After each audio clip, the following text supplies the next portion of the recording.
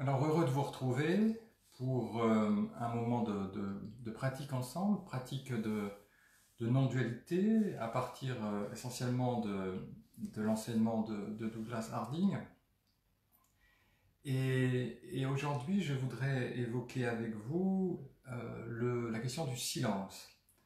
Alors j'ai failli dire, je voudrais parler avec vous du silence, ce serait un peu contradictoire hein, s'il fallait parler du silence, puisqu'il s'agit au contraire d'expérimenter le silence, de toucher le silence. Donc le mieux que puissent faire les mots, c'est de pointer vers le silence, et j'espère que c'est ce que je vais réussir à faire. Alors, pourquoi évoquer le silence ? Parce qu'en fait, la présence un des noms de la présence que nous sommes, c'est le silence. La présence est le silence, elle est silence. On pourrait l'appeler comme ça. Et donc découvrir la présence, c'est aussi découvrir le silence. Alors, qu'est-ce qu'on appelle silence ? Voilà, parce qu'il y a plusieurs définitions possibles. Alors d'abord, le silence, c'est l'absence de bruit. Donc c'est le premier sens qu'on lui donne. Donc cette absence de bruit, elle est relative, elle n'est jamais parfaite. Il y a toujours du bruit, un peu de bruit. Même si vous allez dans le désert, il y aura le bruit du vent sur le sable. Et même si vous allez dans l'espace, il y aura le bruit du cœur, de votre cœur qui bat, ou du sang dans les tympans. Donc il y aura toujours un peu de bruit. Enfin voilà, plus ou moins. Donc ça c'est la première définition, absence de bruit. La deuxième définition du silence, c'est le fait de se taire. Hein, faire silence, c'est se taire. Bon. Parce qu'effectivement, si je suis dans le désert mais que je jacasse tout le temps, je ne serai pas dans le silence. Mais il y a au moins un troisième sens, c'est l'absence de pensée. Au moins, disons, le silence intérieur, vous voyez, parce que je peux être dans le désert, je peux me taire, et pourtant être dans le bavardage mental, donc finalement être dans un bruit de pensée, mais un bruit tout de même. Donc ça, ces trois silences-là se définissent comme des absences, en fait, absence de bruit, absence de parole et absence de pensée. Mais en fait, le silence dont je veux parler ici, et vers lequel je veux pointer, c'est pas une absence, en fait, c'est une présence, en fait, ce silence-là, et c'est ce qui entend le bruit. Le silence vers lequel je veux pointer, c'est ce qui entend le bruit. Donc il est toujours là, qu'il y ait du bruit ou qu'il n'y en ait pas. Il n'est pas plus là dans le désert qu'à Paris, à côté de la rue de Rivoli, quand il n'y a pas de confinement, parce que c'est très bruyant. Donc ce silence, c'est ce qui entend le bruit, c'est ce qui entend aussi les paroles, et c'est aussi ce qui entend ou ce qui est conscient des pensées. Vous voyez, donc ce silence, c'est pas une absence en fait, c'est une présence. Et cette présence, elle est toujours là en fait, toujours là. Et je voudrais vous lire un tout petit texte de mon amie Catherine Harding, que je salue ici si elle regarde, je ne sais pas. Catherine, donc, qui était l'épouse de Douglas, et sa traductrice aussi, et elle animait avec Douglas les ateliers un peu partout dans le monde. Et elle dit ceci, en fait, dit-elle, il y a deux sortes de silence. Celui du monde, le silence extérieur, que l'on peut décrire comme simple cessation du bruit ambiant, et le silence intérieur si profond qu'il est insondable, dont on ne peut pas parler, que l'on peut simplement être à volonté. Simplement en disparaissant en sa faveur, en retournant la flèche de notre attention vers ceux qui regardent en nous. Et voici alors ce qui nous est donné, clarté sans limite, silence conscient, lumineux, vie rayonnante, source et accueil de tout, au centre de nous-mêmes, ce que nous sommes vraiment, accessible à chaque instant, pourvu que nous accomplissions cette conversion totale du regard. On ne peut pas parler du silence, on ne peut qu'être le silence. Voilà, donc c'est très beau ce que dit Catherine ici. Donc ce silence, c'est ce que nous sommes. Alors, en fait, pour le trouver, certaines personnes cherchent le silence à l'extérieur. C'est vrai que par exemple, il y a des stages dans les déserts, donc on pense qu'en allant dans le désert, là où il n'y a pas de bruit, on va pouvoir mieux percevoir le silence. C'est possible, mais ce silence, il est toujours là, comme je l'ai dit, même en plein Paris. Dans certains monastères, par exemple, les moines ou les nonnes font vœu de silence et ne parlent pas du tout, sauf un peu le dimanche. J'avais vu un film qui s'appelle Le Grand Silence, où on voyait la vie d'un monastère français je crois que c'était vers Grenoble, on voyait que les moines étaient tout le temps en silence, ne parlaient pas du tout. Et donc c'est vrai que, en plus c'était dans la montagne, donc dans un silence très très imposant. Donc dans ce silence imposant, en ne parlant pas, c'est vrai que sans doute il y a des opportunités pour découvrir ce silence intérieur, mais bien sûr il est toujours là, il est toujours là. Simplement, ce silence nous fait peur, je crois. Il nous fait peur parce que il paraît être un vide, il paraît être rien, un peu comme le silence de la mort, hein, le silence éternel des espaces infinis nous effraie, disait Pascal. Donc ce silence peut-être nous effraie, le vide nous effraie, et alors on essaie de remplir ce vide, on essaie de remplir ce silence avec plein d'occupations, on essaie de fuir ce silence. Mais en fait, ce silence, je vais vous le montrer, il n'est pas simplement vide, comme a dit Catherine, il est lumineux en fait, il est rayonnant. C'est un silence qui n'est pas un silence de mort, ou un silence inquiet, ou un silence taciturne. Il y a des silences comme ça. Parfois quand les gens se taisent, c'est qu'ils ne sont pas contents, qu'ils sont en colère, ou ils vous font des reproches, un silence pas du tout bienveillant. En fait, ce silence qu'on trouve en soi, il est bienveillant, il est riche. Et c'est notre état naturel, c'est ça qui est important, c'est notre état naturel. Je vous lis un petit texte de Jean Klein, dans un livre qui s'appelle L'insondable silence, donc c'est ce silence que nous sommes, il est insondable en effet. Et Jean Klein disait ceci, le silence est notre état naturel, c'est l'arrière-plan de toute chose. Il n'est nul besoin de concentration pour s'y trouver. La pensée s'éveille du silence et s'endort dans le silence. Voilà. Vous voyez, il n'y a pas besoin de concentration pour le trouver. Ce silence est toujours là. Alors pourquoi ce silence est si important dans les voies traditionnelles, dans les voies spirituelles? Eh bien, c'est qu'en fait, ce que nous cherchons, on peut l'appeler la présence, on peut l'appeler l'absolu. La présence ou l'absolu est au-delà des mots, en fait. On ne peut pas nommer l'absolu. On ne peut même pas le saisir par la pensée. Donc, il est au-delà des concepts, en fait. Donc, on ne peut l'approcher que dans le silence. On ne peut l'approcher que dans non seulement le silence de la parole, mais aussi le silence des concepts et des pensées. Vous connaissez peut-être cette phrase du Tao Te Ching de Lao Tse qui dit ceci: l'homme qui connaît le Tao, donc le Tao c'est la voix, mais c'est l'absolu, hein, l'homme qui connaît le Tao ne parle pas. Celui qui parle ne le connaît pas. Oui. Celui qui parle du Tao, en fait, finalement, ne le connaît pas parce que sa parole rate le Tao. Le Tao est toujours, enfin l'absolu, il est toujours au-delà, en fait, au-delà des paroles. Et c'est pourquoi c'est dans le silence qu'on peut l'approcher. Et toujours dans le même ordre d'idées, j'ai trouvé ça chez Maître Eckhart, un mystique chrétien du XIVe, qui fait référence à saint Augustin, qui lui est du IVe siècle.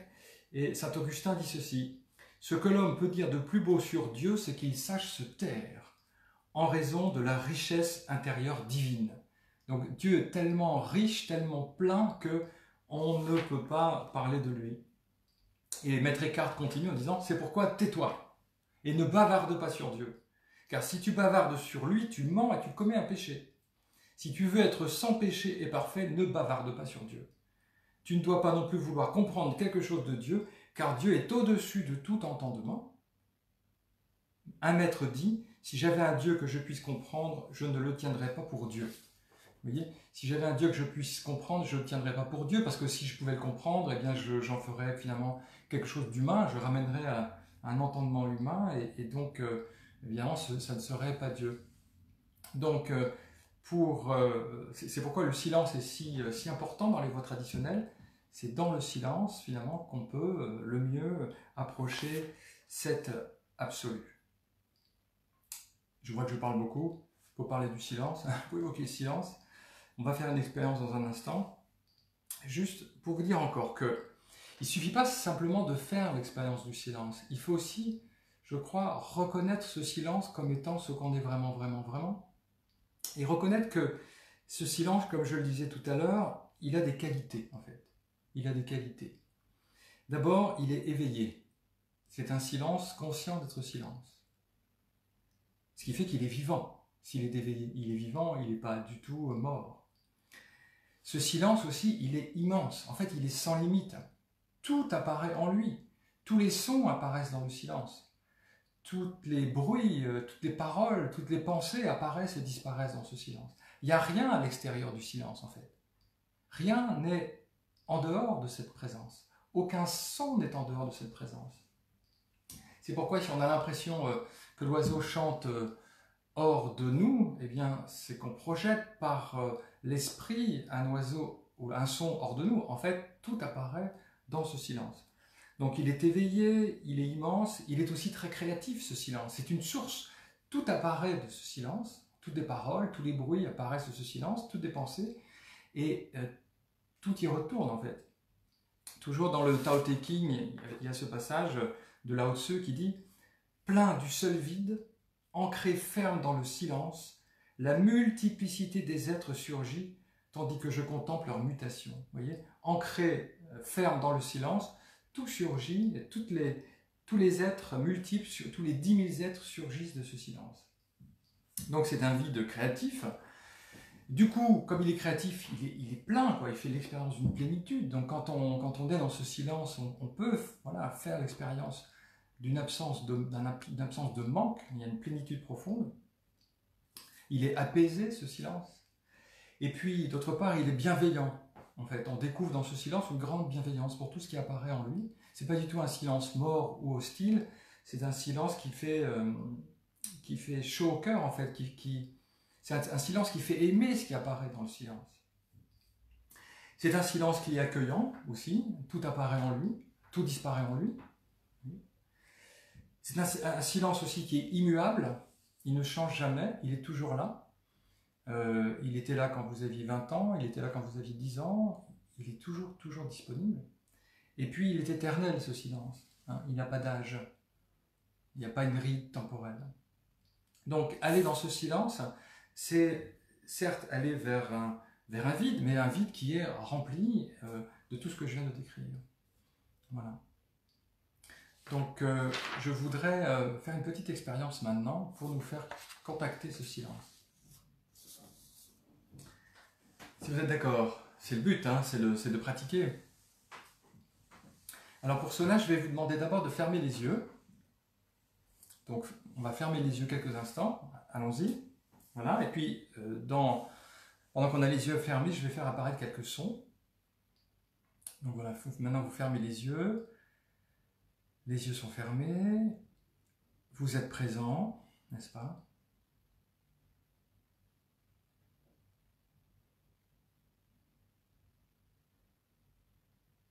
La présence, votre présence est là sans aucun effort. Voilà, on va se poser, se reposer dans cette présence.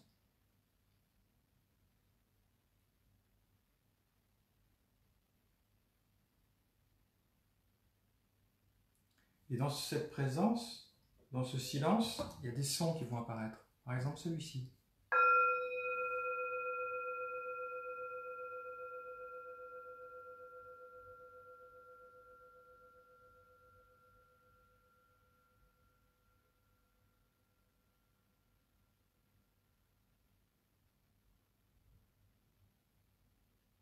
Qu'est-ce qui entend le son, les sons?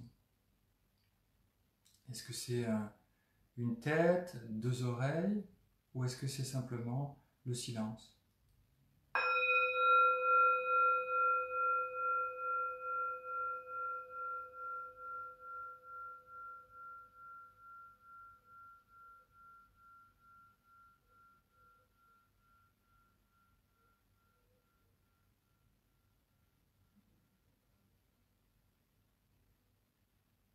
Est-ce que vous trouvez une distance entre ceux qui entendent le son et le son?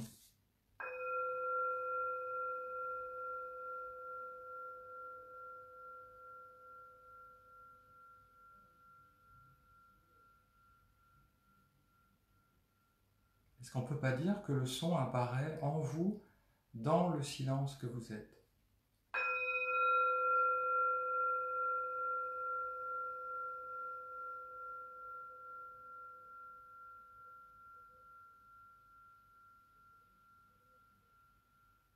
Est-ce que le son apparaît dans une tête, dans un cerveau? Ça, ce serait sans doute de la mémoire, hein, mais à partir de l'expérience de l'instant présent, est-ce que vous ne découvrez pas que le son apparaît dans un espace de silence?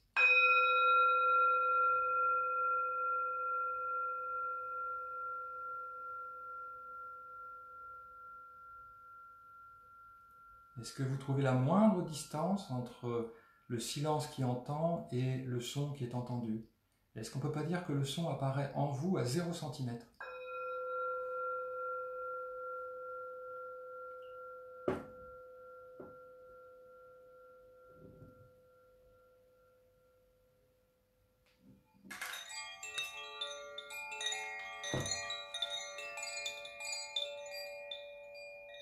N'êtes-vous pas un silence sans limite dans lequel apparaissent les sons?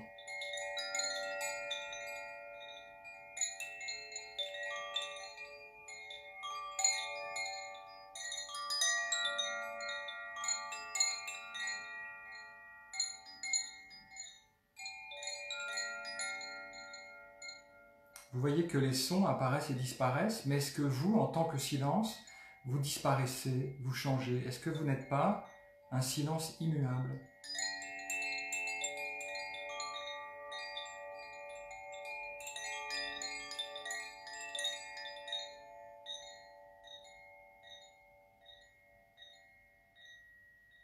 Et d'où apparaissent les sons et où retournent-ils? Est-ce qu'on ne peut pas dire qu'ils naissent du silence et qu'ils retournent dans le silence que vous êtes?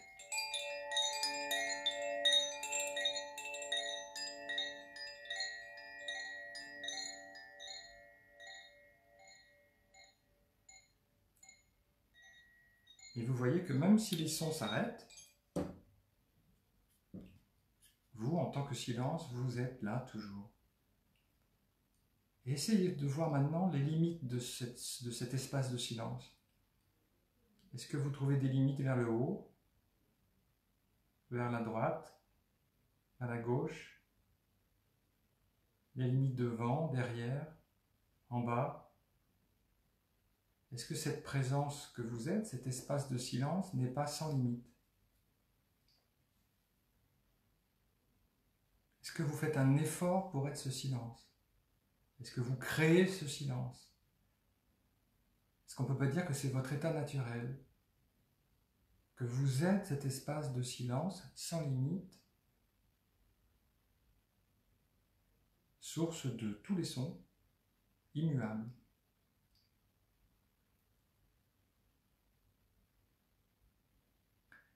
Voilà, maintenant si vous ouvrez les yeux,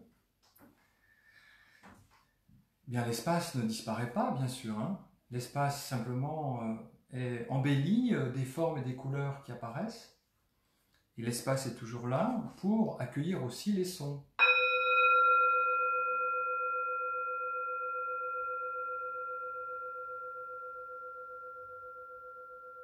Le son est entendu à partir du silence, à 0 cm.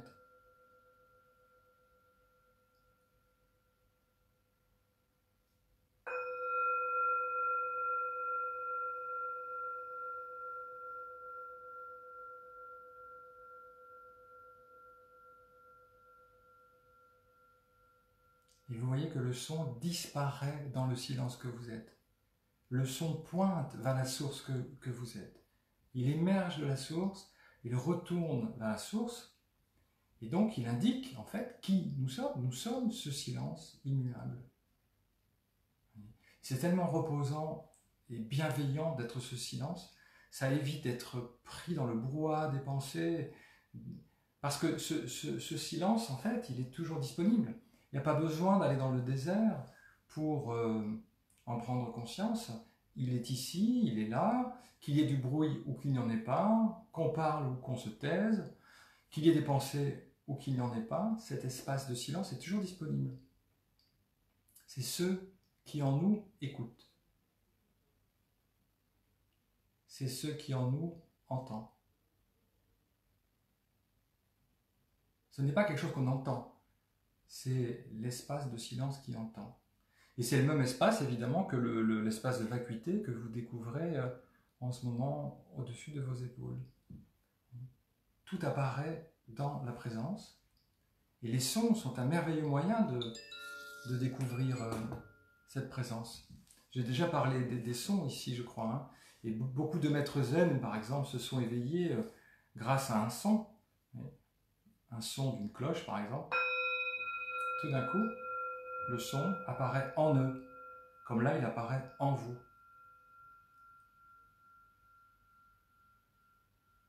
Ou le son d'un oiseau.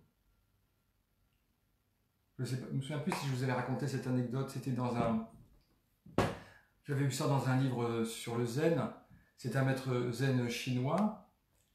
Un jour, un moine vient le voir dans son monastère et lui demande « Maître, est-ce que vous pourriez enfin nous dire le secret du zen, s'il vous plaît, maître ?» Bien sûr, je vais te dire le secret du zen, et même je vais vous le dire à tous. Donc ce soir, après la méditation, eh bien, je viendrai vous exposer ce qu'est le zen. Formidable. Donc tous les moines, pendant la journée, attendent avec impatience ce grand moment où le secret du zen va être révélé. Ils méditent le soir avec encore plus de sérieux. Et puis, la méditation prend fin et ils entendent le maître qui arrive. Il monte, donc tout le monde se tourne vers lui. Il monte en chair et au moment où il va parler, un rossignol se met à chanter. Il attend la fin de la chanson du rossignol, puis il dit « C'est tout ce que j'avais à vous dire aujourd'hui. » Voilà. Et parce que le bruit du rossignol pointe vers le silence, encore mieux que le discours d'un maître zen. D'ailleurs, il n'y a pas de dualité entre le son et le silence. Le son est une vibration du silence. C'est pas d'un côté le silence et de l'autre les sons, comme si c'était séparé. C'est une union en fait. Le son fait vibrer la corde du silence. Le son révèle le silence. De même, il n'y a pas non plus d'opposition entre la parole et le silence. La parole surgit de silence et certaines paroles pointent vers le silence, bien sûr. Par exemple, les paroles de Maître Eckhart ou de Jean Klein ou de Douglas Harding pointent vers le silence. Le silence contient toutes les paroles, en réalité. C'est un silence vibrant, riche de toutes les paroles. Voilà, j'espère que ça vous a intéressé et à bientôt. Merci beaucoup.